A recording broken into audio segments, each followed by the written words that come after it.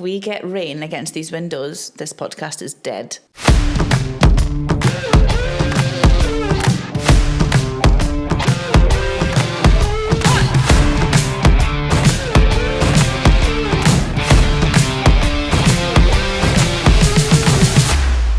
Hello everyone and welcome back. Today I am thrilled to welcome a special guest to our podcast, the dynamic content creator, actor and presenter, Zack Hipps. Based right here in Manchester.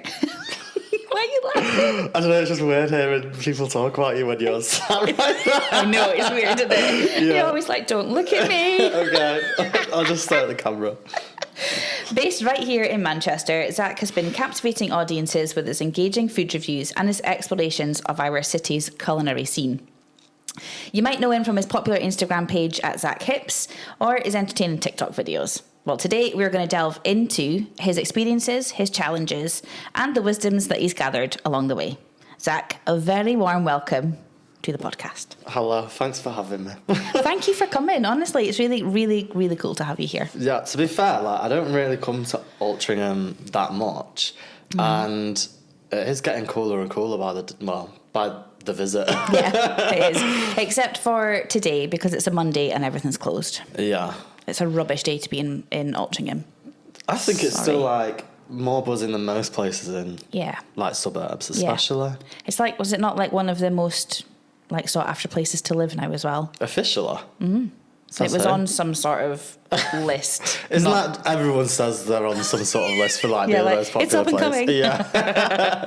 Yeah. No, it was on some sort of list as the best place to live in Manchester. Yeah, but who did the list? Was it Altrincham Council or something? Trafford, probably. I don't know. I didn't actually look to see who did it. I was like, oh, isn't that nice? Yeah. I'm going to get stuck into some questions and then just see how it goes. All right. Perfect. Okay. Zack, can you tell us a little bit about yourself and share with our audience how you and your journey started with content creation? So, my first ever job was in an ice cream parlour called Ginger's Comfort Emporium. Have you heard of it? No. I haven't. So it's in Affleck's Palace, and they are known for doing weird, wacky, wonderful flavours of ice cream. So the two that always stick in my mind are goat's cheese and cherry. I mean, that might actually be okay. It was all right. You had to really love goat's cheese. And then chocolate and rosemary, which kind of tasted like you were eating lamb with chocolate. And obviously there was no lamb in it, but it was just a mind. That's weird. Yeah. Can you swear on this? Absolutely swear. Yes. Definitely. Oh, is that thunder? Is it? Oh, that's a big in. I thought it was someone's big fancy car outside revving. It's thunder. The birds are Oh my flying. God, if we get rain against these windows, this podcast is dead. The rain sound on the windows. I don't know ASMR. Oh yeah, no, that's nice. Yeah, but with us talking over it and my boiler going off in the background, it's probably someone upstairs hoovering. Oh, good times. Sorry, I've totally digressed from that. Go back to your lamb ice cream that wasn't actually lamb. When I started working there, it was pretty quiet and Instagram was quite new. And I remember being oh, can I just post on the page for the ice cream parlour? And she was like, yeah, I don't really care, do whatever you want. So when I look back, some of the pictures are still on there. They're so bad, so bad. I just would hold a scoop of ice cream in front of a flower, and that was it. That was the picture, and it just I can't even describe how bad it was, but it was awful. I'm so going on to look then. I'm scrolling. But it was that was what started my kind of interest in showing food and drink online. I've been doing it on my page for 10 years. No way. Yeah. You've been doing it for that long? Yeah. Holy shit. No wonder you're so good at it. Thank you. Dab hand. I'm going to do that with my eyes closed now. I find it really cringe looking back, but it's also interesting to see how the journey's changed and evolved. I think you kind of have to, don't you, to kind of appreciate how you've grown. Yeah. And how the platforms have changed and how the priorities on the platforms have changed, because I remember when they brought out IGTV. Do you remember that? Yeah. Where did that go? God knows. I mean, it's kind of coming back now, but they were specifically like videos have to be over a minute long. 1 minute is actually so long. It's so long. Yeah, it? when you're so used to making reels that are like 30 seconds or Yeah. whatever, your reels have to be super fast to keep people's attention. They're just Yeah. like, oh, scroll. Yeah, it's crazy though, isn't it? Yeah, But like yeah. also you notice it of yourself when you're like Yeah. scrolling. Like if something's not got your attention in the first 3 seconds, you're like unintentionally scroll past it anyway. Yeah. Wild. Yeah, I got a job at a food and drinks publication in Manchester. So many people, yeah. So many people just walking past. I know. Yeah, I got a job at a food and drinks publication and then was fully like independent.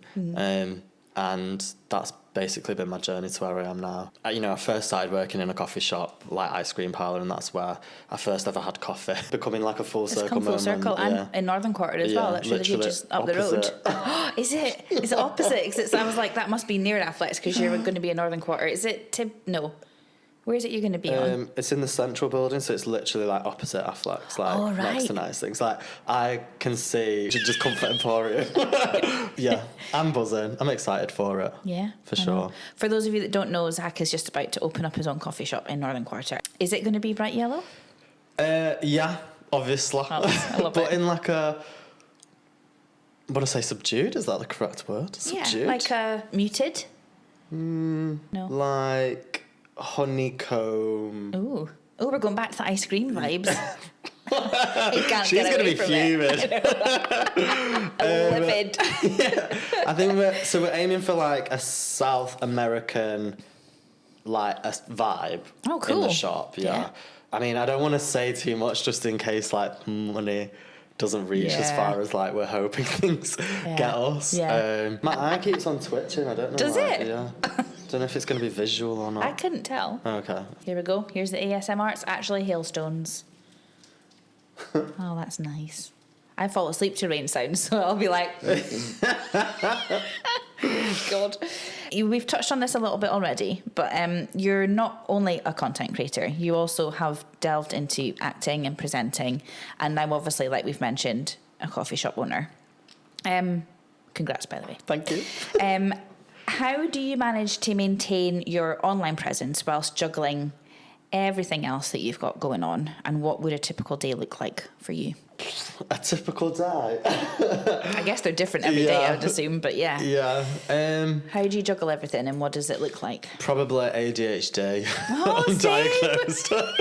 Like I've definitely, I must have it because Yeah. I think luckily like the style and like jobs that I do fit really well because like if it's I'll hyper focus on something, get it done and dusted, and then be able to like jump between focusing on like loads of other areas that like really need my attention. Yeah, whilst not finishing one thing. Yeah. And then when I really need to do that, it's done like that. Like when you've got like 3 minutes left to do it, you're just like, oh God, I should probably do some stuff. Yeah. I know that feeling very well. Yeah. So I also run other like a restaurant and a bar social media as well. Right, okay. And that's like my not sustained, what's the word? Like consistent Like income to make sure that like if things go tits up elsewhere that you've still got something to live off. I've basically hired somebody on a weekly basis to help me film stuff. Oh, amazing. Because doing everything by myself is literally impossible. Yeah. So I've luckily been able to kind of like forecast my income and how much I'm able to afford for like getting help with certain like jobs and aspects and things like that. And then prioritizing like what things I need to do and what things other people can do for me. That's good. I've actually kind of like really loved that side of it where like I'm able to step back from the jobs that I don't like as much and get somebody else to do it for me. Yeah. Especially if they love it. Like that's the ideal scenario. Yeah. But I'd say like on a day-to-day basis, it is incredibly varied because I really try and like plan everything I do. Like I'll have like one shoot day a week that we'll aim for like 3 or 4 videos, sometimes 5, which is like a heavy day, but everything will be like fully scripted and like. And is this all videos for My food, page. for your Yeah. like food content Yeah. stuff. Oh my God, you must eat so much in a day. Yeah. Yeah, it is Why crazy. are you not massive? Well, I'd go to the gym like 5-6 times a week, but like my not through God. choice, through like I have to, otherwise to. I will be like Yeah. blowing up. Oh my God. I aim for like 6 or 7 posts a week. Very rarely hit it. Sometimes on those days when I'm like, we're going to shoot 5 videos, we're going to get like 3 done. Right. But like that's fine because Because it's just you that's setting that 5 a limit, Yeah. I guess, isn't it? Yeah, you don't yeah. need to have to do 5. yeah, I guess you're just setting a goal. what you can manage. Yeah. Considering what is involved from conception to creation, there's so much more involved than I think other people appreciate. I guess everything comes from your brain, does it? All the content that you're making. Yeah, I know exactly how I want it to look. Yeah, and it's how you want it to look, not how the people you're visiting. Oh yeah. Yeah. Unless it's like an ad and they were very specific. But Right. like normally people who are getting me in for an ad have got me in for an ad because they like the way that I do Yeah. things. Yeah. And if Yeah. they don't, they wouldn't have chosen me. Yeah, so it's just going with your creative license. Yeah. Love that. Yeah, it's very, very up and down. And like some weeks it's like I'll literally be kind of like in a bit of a planning meeting with my videographer person and be like, we've completed it, we've done everything, there is nothing left to talk about. Yeah, and she'll be amazing. like, so do you need to film next week? And I'm like, oh yeah, we do. Like we'll figure something out because like there is still like loads of stuff happening all the time in Manchester, and that's like the great thing about living here. And I think, when you're doing anything creative, you always are like, this next one has to be the best one, like all the time, which is like Yeah. relentless. Yeah. Recently allowing myself to go back to like old places because in my brain I'm like, if it's not new, no one cares. That's not true. No. Like I'm allowed to have a favourite restaurant that I that's go in back your to. head. Yeah. Yeah. Lost my train of thought again. This is brilliant. This is all. I don't even know if I'm here right now. That match is doing a lot to my brain. Is it? I know it's like your third thing. Caffeine hit. Yeah. You'll be vomiting on the street later. You're like, wow. Yeah. And I was fuck knows. Honestly, fuck knows where I was going with that. Brilliant. I love it. Okay, so that's you've answered that then. So what's your typical day look like, and then how do you maintain it by juggling? So you've got someone to help you with the filming side of things. Yeah. Do they edit with you as well, or are you in charge of the editing yourself? I think a lot of my humour comes from the edit and the voiceovers and things like that. Like when I say that I script things, it's not like a super strict script that I'm like, this is word for word what I've got to say. Like I'll write it word for word. You've got a bit of creative license there, to And kind like, of, yeah. If there's like any places that I think I can improvise, like of something funny, like I'll obviously allow that.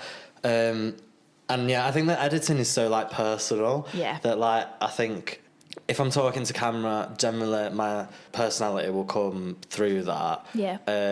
Like obviously it helps when things are shot really beautifully, and that's where my videographer's interests lie. Yeah. Which makes it a nicer viewing experience, but I'm not presenting as a videographer. Right, I'm yes. presenting as like a content creator who's a foodie who likes to go get nice food and have a bit of a giggle and laugh It's along like the you've way. got the best job in the world. Yeah, the dream. Yeah. Manifested that when I was a kid. Yeah. And I was like, I told my dad's best mate when I was like 4, my dream job was to be a food taster. And I've like basically got that. You've done it. Yeah. It's amazing. I love it.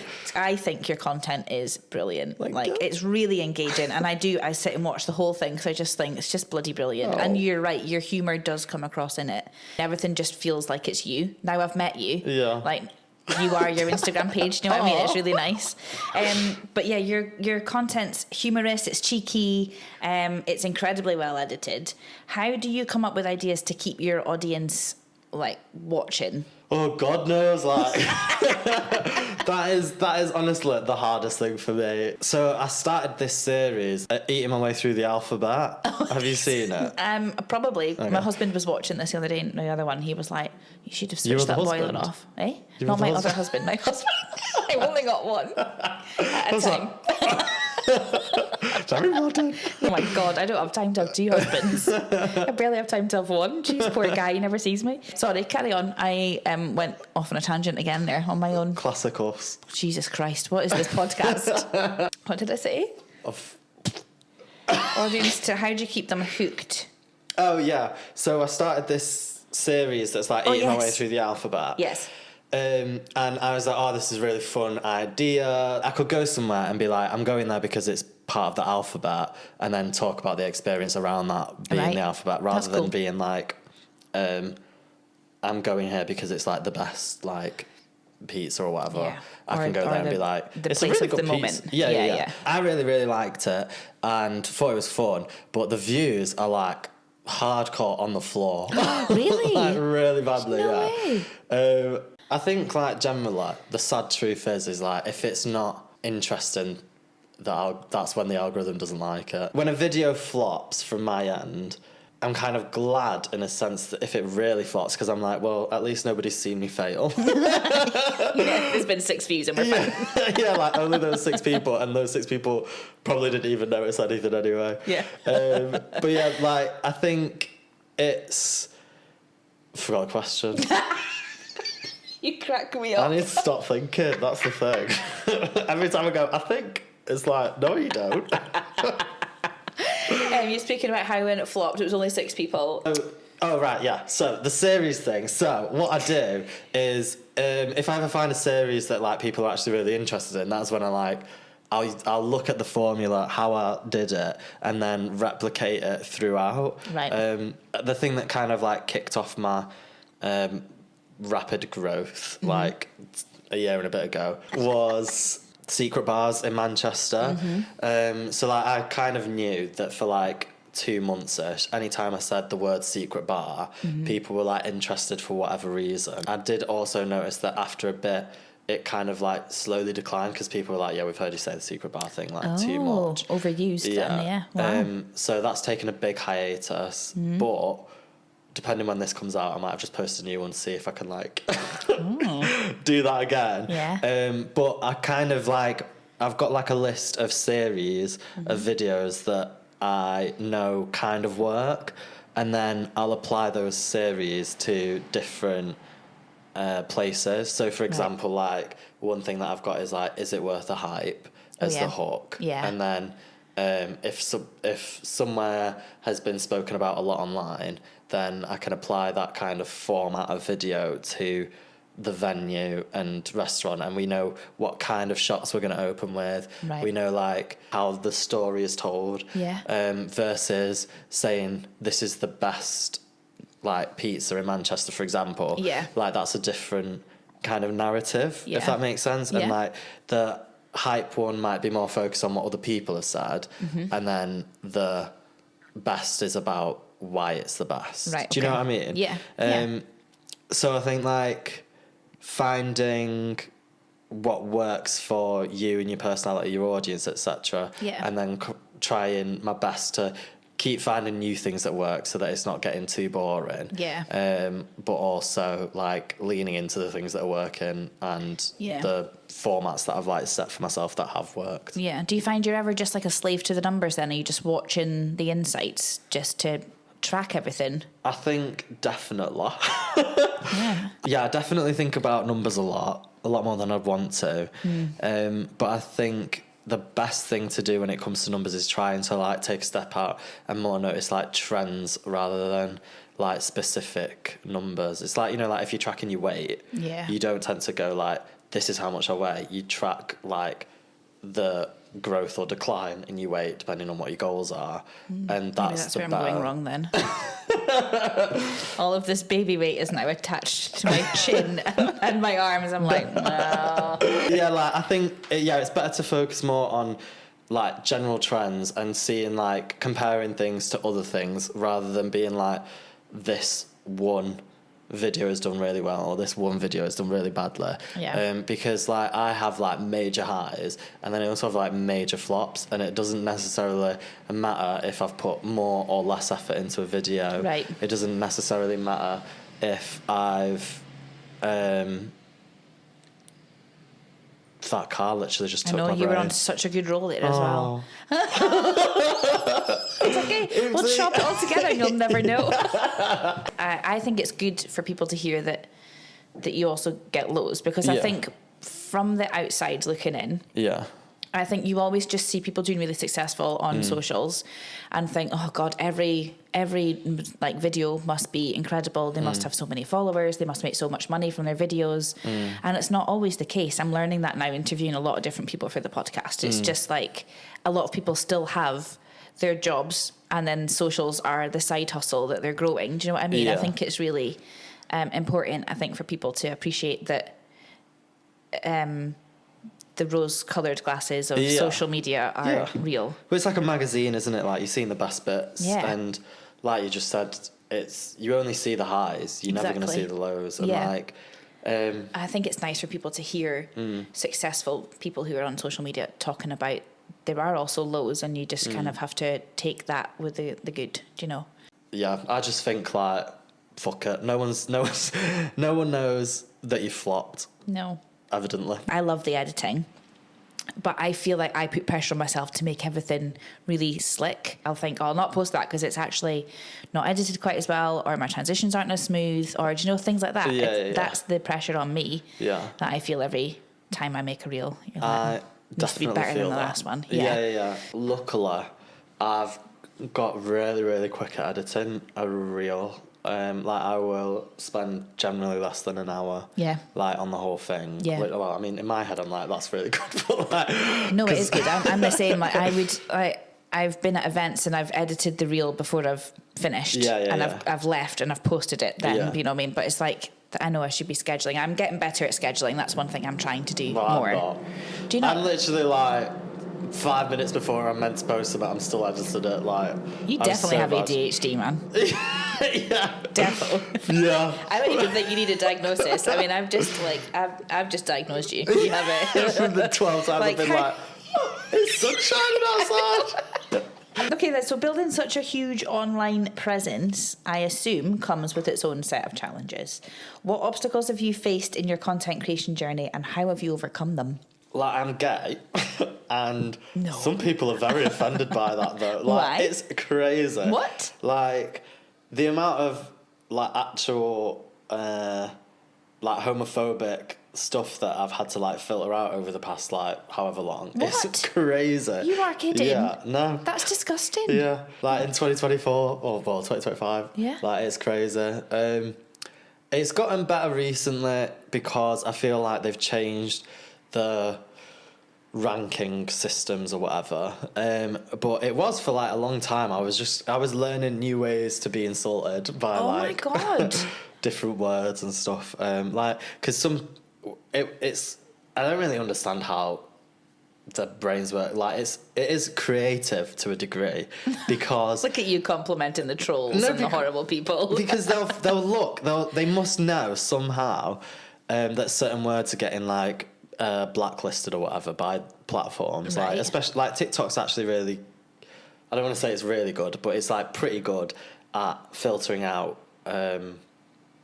like, certain words, sentences or whatever, so you'll slowly, like, stop seeing, like, certain slurs, and then they'll figure out, like, a new way of insulting you, and then all of your comments will just be, like, calling you this new version of it, and, like, you'll be like, what does that mean? And then you'll Google it, and then it'll be like Urban Dictionary, and you'll be like, oh, for fuck's sake, like, oh my God, that's a new thing. But I think that's probably the hardest thing. And then, like, the jump from, like, absolutely nobody knowing who I was and what I was doing to suddenly quite a lot of people knowing, and then also the concentration within Manchester itself has sometimes made me feel a bit like eyes are on me. Right. Like, or it's more like if I'm in a club and you let it loose, you go a bit crazy or whatever, and then you feel like somebody's looking at you and you're like, what the fuck? And then they come over to you and go, oh my God, are you like Zack Hipps or whatever? I'm like, yeah. And then in my head then, anybody else who looks at it is like questioning stuff, you know what I mean? God. And then, like, obviously it's just all in your head, and, like, who the fuck cares? And like, next thing you're seeing things in your head being like lad Bible stories and all this stuff. And obviously, like, what would that even be Zach about? loses himself in the club.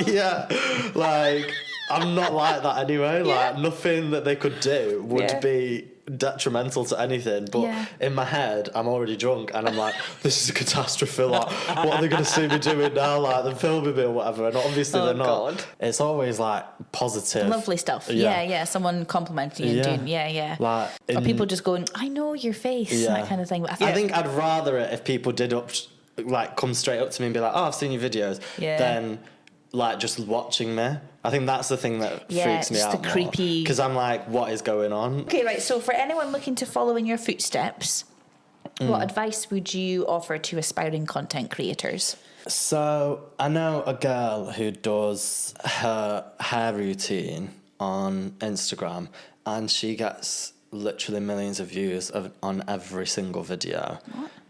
Like, all she does is take out her rollers. It's incredible, but it just works for her. That's and I amazing. think finding the thing that works for you and like that you are happy to do on a regular basis, and she just gets paid to take her hair out of rollers. Pretty much, like, she'll get like brand deals with like hair products and things like that. Yeah, it's literally iconic. But yeah, I think finding the thing that people want to hear from you. I don't know if that's the right. Find your niche, I guess. Yeah, like finding your niche, finding what people would expect your niche to be. Find your niche and be authentic. Yeah. And keep trying it. I think everything takes time as well, and I think that's something that people like want it now. Like, I feel very much on a journey that I have not reached where people think I've reached yet. Do you know what I mean? Mad. Like, I still think I've got a long way to go. Whereas, like, based off your introduction, sounds very different. I've peaked. It's all downhill now. Peaked? No. Starting your coffee shop is just a whole other journey for you as well, though, isn't it? It's great. It's really exciting. Hard, but exciting. It's good. Yeah, but that's good. Growth is scary, so you'll be fine. You'll be absolutely fine if you do everything you're doing with your Instagram for your coffee shop. You'll smash it. Smash it. Okay, perfect. Right, is there anything you want to let anybody know they can follow you, or if anyone wants to get in touch with you, or just stop you in the street and say hi? Do you want to let anyone know your handles and stuff, basically? If they want to follow you if they're not already. Yeah, so ZACKHIPPS, follow me. And if you see me in the street, say something, don't stare at me, please, thank you. Don't just stare at someone, that's really weird. Don't do that. Perfect. Okay, well, thank you very much for watching or listening, and we will see you on the next one. Bye. Ciao.